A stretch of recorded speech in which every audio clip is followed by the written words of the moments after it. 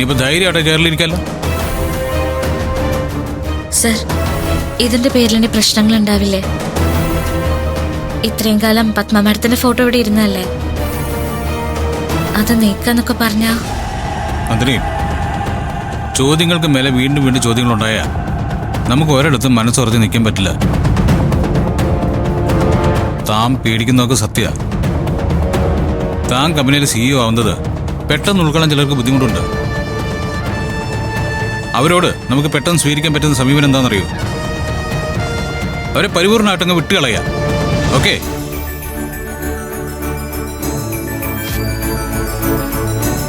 ദൈവത്തെ പോലെയാണ് ഞാനെന്നാണ് താൻ പറഞ്ഞത്. ദൈവം പറഞ്ഞ അനുസരിക്കേണ്ട കുട്ടി. സിറ്റ്.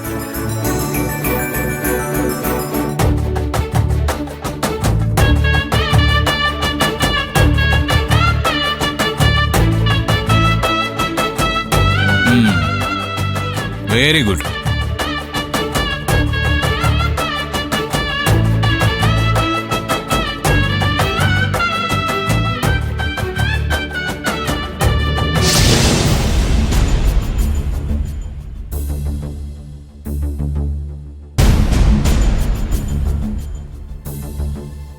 മമ്മി, ഡാഡി കൂടി അംഗീകരിച്ചാലല്ലേ അവൾക്ക് അങ്ങനെ ഒരു സ്ഥാനത്ത് ഇരിക്കാൻ പറ്റൂ. മമ്മി, ഡാഡി വിളിക്ക്. ഇന്ദ്രജ പറയുന്നതിലും കാര്യമുണ്ട് ആന്റി. അങ്കിള് കൂടി തീരുമാനിക്കാതെ നന്ദിനിക്ക് അങ്ങനെ ഒരു പൊസിഷനിൽ ഇരിക്കാൻ പറ്റില്ല ആന്റി. സൂര്യയുടെ നിർബന്ധത്തിന് വഴങ്ങിക്കൊടുക്കുകയാണെന്ന് ഡാഡി പറയാൻ പാടില്ല. ഡാഡിയെ മമ്മി അനുസരിപ്പിക്കണം. അത് വലിയ ബുദ്ധിമുട്ടുള്ള കാര്യമൊന്നും ആയിരിക്കില്ല. കുടുംബപരമായിട്ട് ആണുങ്ങളെ അനുസരിപ്പിക്കാൻ നിങ്ങൾക്കൊരു പ്രത്യേകം എടുക്കാണല്ലോ. അയ്യോ, കുളം കലങ്ങുമ്പോ അതിൽ നിന്നും മീൻ പിടിക്കാനുള്ള വ്യാമോഹം ഉണ്ടല്ലോ, അതൊന്നും പാടില്ല. കൂടെ നിൽക്കുമെന്ന് ബോധിപ്പിച്ചിട്ട് ആവശ്യമില്ലാത്ത സംസാരം ഉണ്ടായാലുണ്ടല്ലോ. സോറി ആന്റി, പെട്ടെന്ന് അങ്ങനെ പറഞ്ഞു പോയതാ.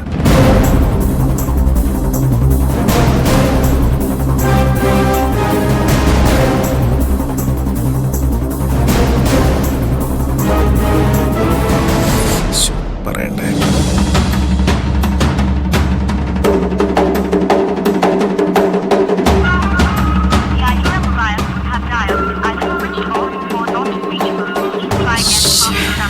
ഫോൺ സ്വിച്ച് ഓഫ് ആണ്.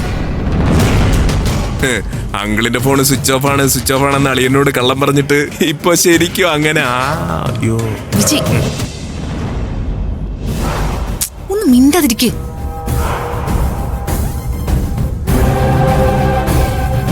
മമ്മി, ഡാഡിക്ക് മെസ്സേജ് ചെയ്യും. ഫോൺ ഓൺ ആയാൽ ഉടനെ ഡാഡി തിരിച്ചു വിളിക്കും. മമ്മി ഇങ്ങനെ ടെൻഷൻ ആവല്ലേ മമ്മി. ഞാൻ എങ്ങനെ ടെൻഷൻ ആവാതിരിക്ക? ഇനി മുതൽ ആ ഓഫീസിലെ ഏതെങ്കിലും ഒരാള് സത്യസന്ധമായി എന്നെ ബഹുമാനിക്കൂ. അവരുടെ മുമ്പില് ഞാനിപ്പോ ആരാ? ഒരു വേലക്കാരുടെ സ്ഥാനക്കയറ്റത്തിനു മുമ്പിൽ തലയാട്ടം മാത്രം വിധിക്കപ്പെട്ട ഒരുത്തി. അതിനപ്പുറത്തേക്ക് എന്തെങ്കിലും ഉണ്ടോ? അവള് മാത്രമല്ല, ആ കുടുംബത്തിനെ ഒന്നായി ഇല്ലാതാക്കാനാണ് എനിക്ക് തോന്നുന്നത്.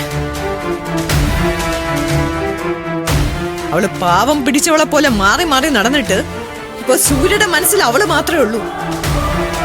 അവളെ ജയിപ്പിക്കാൻ വേണ്ടി അവൻ നമ്മളെ എല്ലാരും തോൽപ്പിക്കുക. ഇത്രയും കാലം നമ്മുടെ വീട്ടിൽ ഇരുണ്ട് കേറിയ കാർമേഘങ്ങൾ ഒന്നിച്ച് തല്ലി തകർന്ന് പെയ്ത് തീരാൻ പോവാ.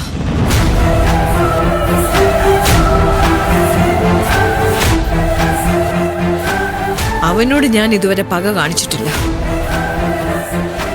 അവന്റെ പൊസിഷൻ അനുസരിച്ച് അവൻ നടക്കണമെന്നേ ഞാൻ ചിന്തിച്ചിട്ടുള്ളൂ.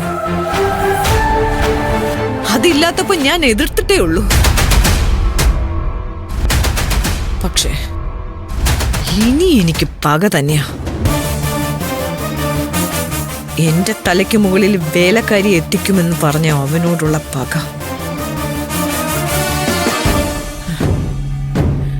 അത് തീർക്കാൻ ഞാൻ എന്തു മാർഗവും സ്വീകരിക്കും.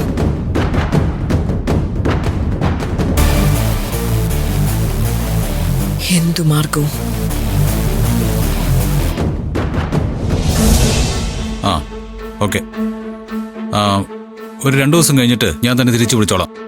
എന്നിട്ട് കാര്യങ്ങൾ നമുക്ക് ഫിക്സ് ചെയ്യാം. ആ ഓക്കെ.